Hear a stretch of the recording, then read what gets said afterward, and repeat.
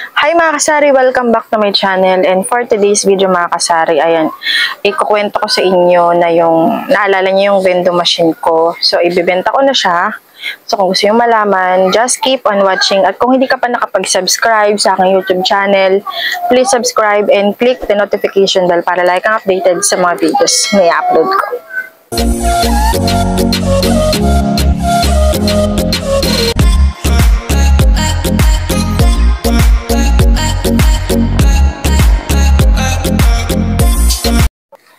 So, ayun nga mga kasari, nabalik tayo sa pinag-uusapan natin.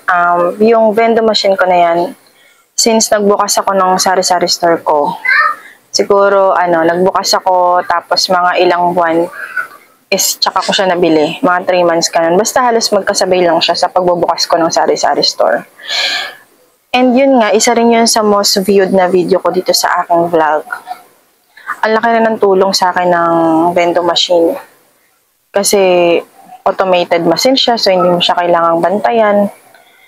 Kumikita siya sa sarili niya. So, ang kailangan mo lang gawin is panatilihin siyang malinis.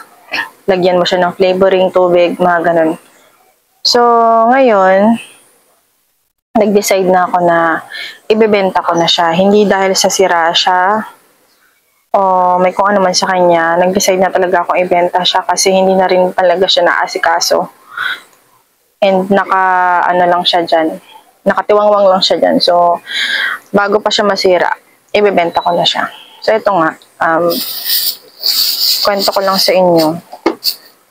Yung, para meron din kayong, information about sa vending machine. Kasi matagal ko na siyang na-upload dito sa aking video. Sobrang laking tulong. Magandang magkaroon ng mga automated machine. Like yun nga, yung vending machine. Meron na rin kasi ngayon yung sa tubig, may sa mga juices, meron na rin sa mga soup. Yun yung magandang mag-invest ka. Kung gusto mo, kung hindi ka pa masyadong marunong sa pagnenegosyo, magandang umpisahan mo sa mga automated machine like yung mga wifi, hinuhulugan, kasi nga hindi mo siya kailangang bantayan. Tapos yung vending machine ko is nabili ko lang siya ng 8,000, pero ang kanyang presyon talaga is nasa 16, 20, ganyan, yung mga brand new.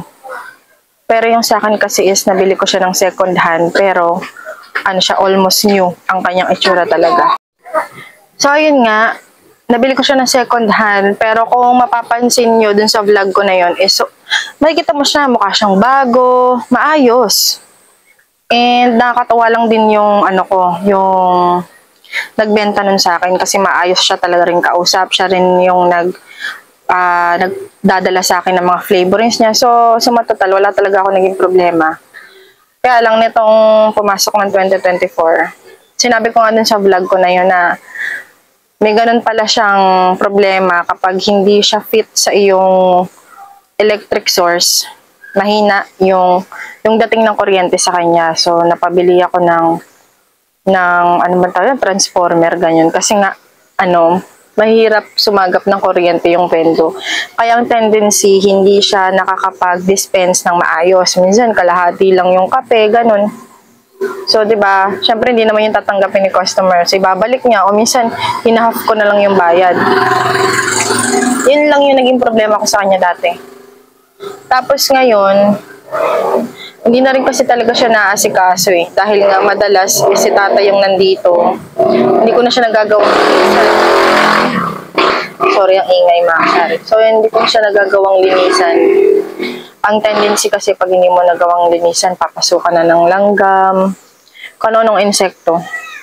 Tapos, dumating din kami sa point na lagi kami umaalis kasi napagawa ko na yung tindahan, may roll up na siya.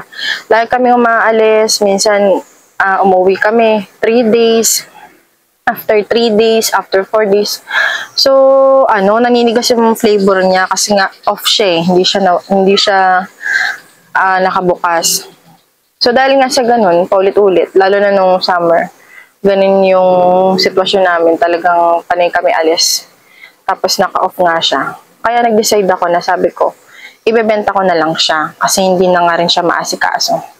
Pero kung sa mga nagbabalak dyan na gusto bumili ng vending machine, napakaganda. Sulit.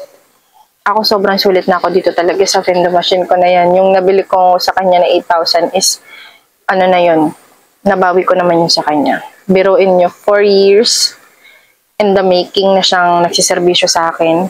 And all goods siya. Although napapalitan ko na siya, nasira rin siya. Nagkaroon din siya ng sira dati, yung hindi nagdi-dispense, ganyan, may bara, ganun. Pero ganun lang. Wala naman siyang major problem.